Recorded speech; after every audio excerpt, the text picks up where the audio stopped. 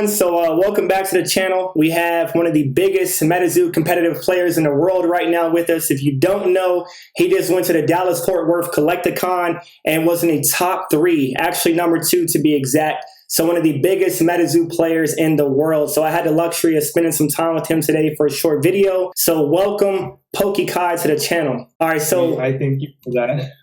Hey, no problem, man, no problem. So Poke Khai, so how did that come about? You talking about the tournament or the name? The name, because I see you got Poke in the name, but I see you're into Metazoo now, and we'll get into that in a moment. Yeah. So yeah, I used to be heavily, when I first started this page in 2021, I used to be heavily into Pokemon. And obviously things have changed a lot since, but I used to be heavily into Pokemon. I used to do a lot of pack breaks and just open for my collection and then just sell locally, all things like that. And then I finally peeped my way into Metazoo. Nice, nice. I can tell from that the poncho Pikachu you have in your background right there is really cool. Yeah. Yeah, my girlfriend drew that a long time ago, and I was like, I'm not gonna get rid of this place. Just stick around for a while. Nice. I see you were into Pokemon, but like coming up, what TCGs were you into before you got into Metazoo? So before Metazoo, it was literally just Pokemon and Yu-Gi-Oh! Because back then when I was a kid, I played a lot of Yu-Gi-Oh! At my local card shop. And aside from that, that's the only card game I ever really played. And then Pokemon was the first one I actually collected. And then Metazoo was like a good mixture of the two. Oh man, I miss those times. Like when I was growing up in those small shops and we were trading cards. I don't think I really knew what I was doing back then, but Yu-Gi-Oh! Was one of my top ones as well. What's your favorite Yu-Gi-Oh! Card? My favorite Yu-Gi-Oh! Card? I think it's gonna be one of the Lightsworn cards. If you remember those, whenever I think probably Judgment Dragon. When it started turning into like a Lightsworn zombie meta, that's when I had a really good time. Oh, so nice. I have a really good liking to the one. Most of the mainstream cards are what sticks out to me, like Exodia, Dark Magician, and Blue-Eyed White Dragon. Hey, those are some OGs too. Hey, they are. But so what got you into Metazoo, especially on the competitive side? So back then when I was a kid, when I mentioned playing Yu-Gi-Oh! At a card shop, it was Cosmic Comics in Grand Prairie, Texas. I was just a kid there. There's a lot of like national players there. A lot of YCS champions were there apparently. And I really didn't know that until I was like later in life. I was like a young kid and I grew up there. That was my battlegrounds. And then a lot of the mannerisms and competitive styles I did as a kid into Metazoo. So that's what really got me into it, because this one guy who took me to the card shop over here in Dallas, he actually took the time to sit me down and teach me the game. And that's why I actually dived into it, because I was going to go either straight investing or playing. And luckily, the guy taught me how to play the game, so I actually really like the game. So I'm going to really deep dive into this side of it. Well, that's awesome to see that a lot of people weren't actually playing the game at first, and that Mike and the team is actually focusing on gameplay. So I noticed one thing that was really cool was the pseudo environments and the fourth wall effects of the cards. So how did that come into play for you? Man, that was extremely stressful, because traditionally we always played like the day one format, where it's like you bring one deck and then you have your fourth walls and then you just go fight everybody. It's like whatever you have in your deck is whatever you have on the field. And then on day 2 you had the field already built for you, but you weren't aware which field you were going to be put into. So there were 6 different formats that could change the game, the pace of the game, based on the cards that you have in your deck. To be honest, I was pretty scared when I played on day 2. I was really scared because I wasn't really used to that scenario, and in my mind I was just like sweating frantically. I was like, oh god, please don't give me like these super hardcore people who know how to build out the heck out of this format. So to be honest, I was pretty scared and nervous, but I was like, focus up, Dylan. I gotta play my game at least the best way I can. So I started to play, I just went hardcore lightning and then tweaked my deck based on what format I was in. That's crazy that you could adapt so fast, because things just rapidly change, I guess, depending on what's out there. So I've heard like in the future, they might try to make it where the fourth wall effects and pseudo environments can change on the fly. Oh, God. So you would have to adapt even quicker. I gotta start training for that. Like now that I know that I've been through this, I'm gonna actively train for it. But beforehand, I didn't know what I was really training for. I was really training for day one. I didn't really know what to expect day two. So now that I know, I'm gonna be actively training for that new piece of the puzzle. Did you base your deck around a certain card, a certain beastie? Yeah. Lightning was my deck. I actually went for the Quetzalcoatlus route. Nice. My boy.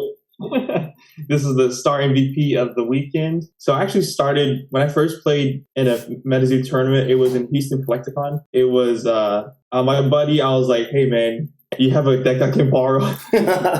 And he asked me. He was like, "What deck do you want to use?" And I was like, "I heard Thunder is good, but I have no idea. I have no idea of gameplay."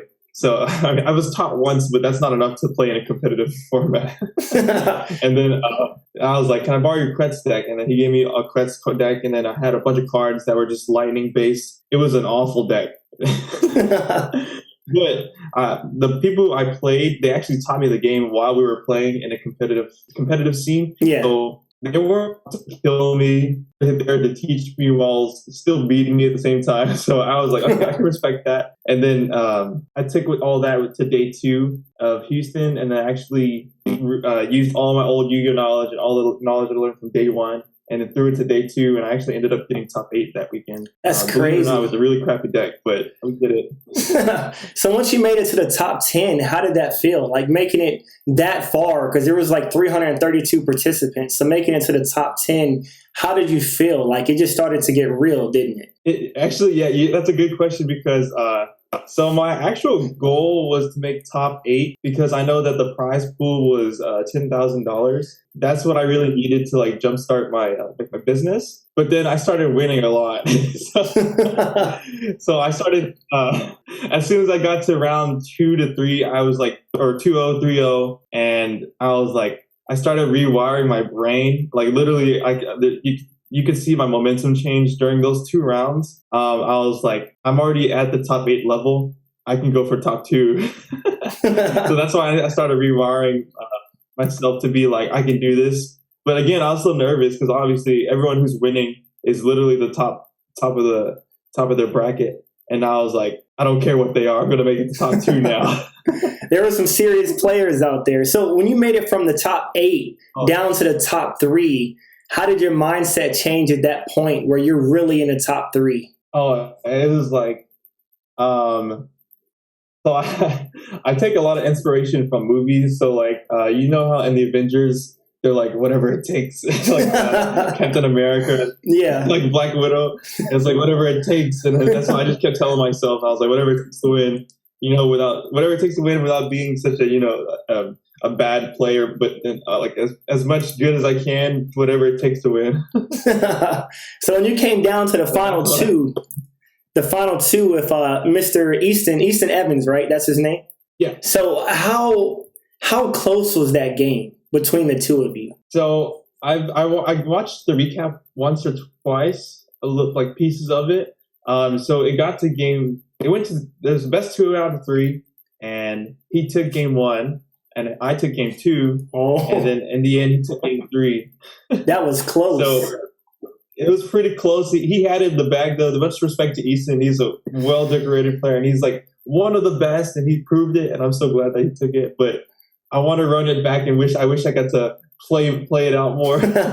Oh, you'll get to run it back. He seems like an awesome guy. I seen him just talking about with Argos how he's going to be back next year. So you two will definitely be able to run it back. Oh, absolutely.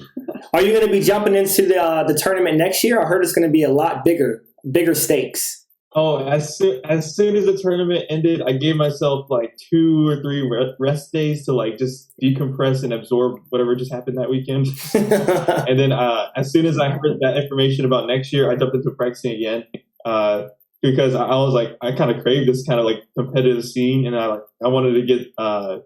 I felt like I could progress as a player. So as soon as I got my rest period over with, I was like, all right, let's get back into it. Let's keep practicing. Nice. So I'm already ready for next year. Nice. I expect to be there. I expect to be at all the future ones, whatever I can make. And if I have plans, I will move them because I want to put these Caster Cups.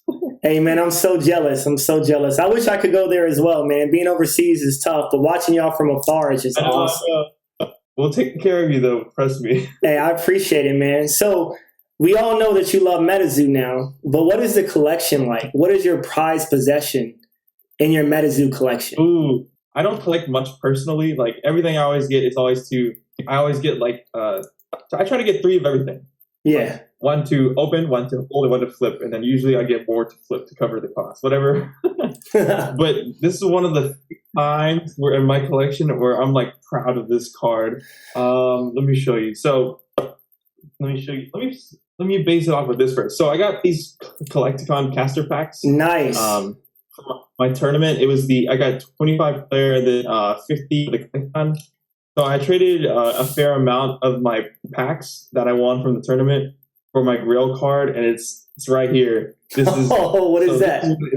This is what I played for the tournament. So you played the Quetzal. Card. Oh my god, that's a banger! So you have the Samplequetzal Kotalis. Yeah, shout out to Jay on Facebook. He literally reached out to me and like told me like this awesome story, and he wanted to help me out because he knew I was looking for this bad boy. So this is my cream of the crop Grail card.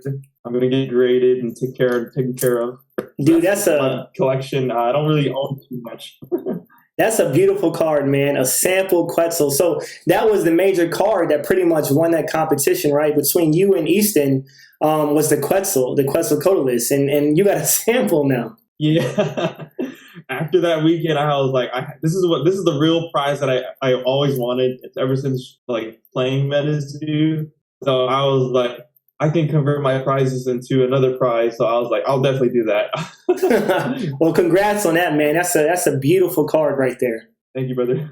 Hey, no problem, man. No problem. So you mentioned a business. So I seen TrendboysLLC.com. You have a Shopify website. Would you like to talk about that for a little bit? Oh, absolutely. So I mentioned that my previous goal in the tournament was getting top 10 or top 8 so that I can get the funding for my store. So Trendboys LLC, it's the reason for the name is because my last name is Tran, and my brother Tyler, he works closely alongside with me, so Trendboys, 2 of us, and LLC. Very creative, I know, but no, that's cool. But basically, I just wanted to be a store in my area and operate as an online store, and then host tournaments all over wherever I can. So it's like, with my experience with Metazoo, I want to be able to host tournaments. So in Dallas, I'll be selling over time, and whoever buys through me will be supporting the vision. And then if someone wants to fly me out to Chicago, we'll be handling tournaments over there. If someone will play in Idaho, I know there's not a lot of tournaments over there, but we'll go host and stuff like that. That's the goal, at least. Like, we're working on that still. And I just needed capital to start, like, to get inventory to basically build myself up at scale, basically. But then I needed the money, basically, to really do that. Because I work at my job, and every time I get anything extra, I always throw it into the business. And with the business, I never really take anything from it because I don't believe I can scale up to anything from it. So I'm going to keep letting that grow until it grows to a point where it needs to be. And that's the goal. Just sell stuff to scale up and turn this to America. So nice. So it kind of broke up a little bit right there. But yeah, I've seen the website, TrendboysLLC.com, very clean. I love the website. I see you have an array of product on there, so it's not just Metazoo. So shout out to the website, man. That's just an awesome website, and it's cool to see you putting the money back in to your business as well as helping the community. So I followed you on social media, and not only are you selling things, but you're also huge on giving back to the community and helping people, and that's what's really cool as well. Absolutely. So do you have anything in the works, like any kind of big event coming up, or another way that you're giving back to the community to push Metazoo out to others? Oh, yeah. So this weekend actually is like on the top of my mind, the biggest thing that we have coming up. It's the Caster Society charity event. So it'll be me, Easton, and Dom, the 3 winners of the Caster Cup. We're all going to be taking on a lot of the competitors, and we're going to be raising money and awareness for breast cancer. The reason why they chose that charity is because of the conversation that we had a long time ago in Houston, or maybe not a long time ago, but a couple months ago. I kind of mentioned to them that my mother was diagnosed with breast cancer. So whenever we had that conversation, they said we'll do something with you whenever that we get the chance to, and like let's do something great for the community. And this is exactly what's happening after the Caster Cup. And they were like, "Hey, you down to do it?" And then I was like, "Absolutely, let's do it. Let's go take care of the community." You know. So we signed up for a 48 event and Caster Cup play packets. It's this Saturday. There's going to be a charity stream. We're going to be donating all the proceeds that we sell of our gameplay decks. So these are what we played at the tournament and Caster Cup. Okay, so we play our game one decks at the Caster Cup. This is my third match versus Easton. We're going to be signing and stamping it and authenticating it and selling it to raise money for awareness during the Caster Society event. So it's going to be a fun weekend. So this weekend we're going to be playing a lot of fun things against each other. All three of us working together to fight off everybody. And then there's going to be a lot of fun rules. You can donate to slow us down and hopefully get a chance to beat us. Well, that's awesome, man. That's very noble of all of you to be doing that, especially to bring Metazoo to people and to bring awareness to breast cancer for a charity, for a great cause. That's really awesome that you're doing that for the community and for a bigger cause. That's just awesome, man. So, yeah, I hope that a lot of people can tune into that event. That's just really cool if a lot of people can make it out if they're in the Texas area. I know Texas is huge, but, close enough to make it to the event. Oh, yeah, man. So Texas is where it's at. I put in my bio during the Twitch streams. They asked me to put something into the matches. They're like, "What do you want to put in the words?" And I really didn't know what to say. And I was like, Metazoo should move to Texas. I was like, they should just move their whole headquarters over here. Well, that's awesome, bro. Yeah, my dad's from Texas, from Beaumont. So hopefully I can get a chance to come out there and check you out and check out some of the people out there soon. Absolutely, man. You're always welcome to. Hey, well, I appreciate you, man. I mean, I really appreciate you tuning in, doing this interview and taking time out of your busy schedule. I understand that you're really, really busy. But I guess to leave it on a good note, would there be anything, any piece of advice that you could give to somebody trying to get into Metazoo, or especially on a competitive side? Okay, it's a good question, because I always say you can't just jump into things and expect to be good at it. I think it actually takes a lot of hard work and time. So always put in work, always play test with people, be open to teaching others, build the personal community in your area. Because if people always say, "There's not enough Metazoo players in my area," well, now it's your duty to take care of that and build that. So 100%. We're going to bring it to Europe. Yeah. We're going to bring it to Europe. Yes, sir. Well, hopefully I'll be there too. I want to go. Hey, come check us out, man. I'm out here. So yeah, you ever want to come and visit? I mean, I'm down. I got a place here. Come out to Germany, and we can bring Metazoo to Germany. Oh, dude. I'm down. Hey, well, I appreciate it, brother. I feel like I got a lifelong friend now. So you do well. I'll stay in touch. Yeah. And shout out to Poke Khai. And I thank you for tuning in, man. 100%. All love. Hey, and I'll get back with you soon, man. Yes, sir. Thank you for the awesome interview and giving me the space to talk about this. Hey, no problem, brother. Thank you. Hey, I appreciate your time. All right, bro. Yes, sir. Yep. Out. Peace out.